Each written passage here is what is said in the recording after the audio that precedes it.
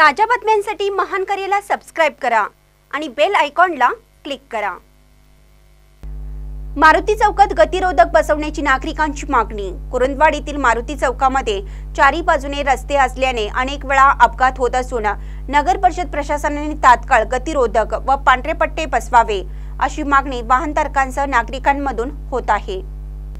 कुरुंदवाडीतील नगर परिषदेसमोर असणाऱ्या मारुती चौकात चारी बाजूने रस्ते आहेत। हा चौक शहराच्या मध्यवर्ती भागात असल्याने या चौकात नेहमी वर्दळ असते। सकाळी 9 ते 12 व संध्याकाळी 5 ते 7 वाजेपर्यंत शाळकरी विद्यार्थी बाजारपेठेत खरेदी करण्यासाठी येणाऱ्या नागरिकांची रेलचेल असते। अशा वेळी भरधाव वाहने या चौकात समोरासमोर धडक झाल्याने जीवितहानी होण्याची शक्यता निर्माण झाली आहे। या परिसरातील नागरिकांनी वेळोवेळी नगर परिषद प्रशासनाला कळूनही याकडे जाणीवपूर्वक दुर्लक्ष करत असल्याचे समोर येत आहे।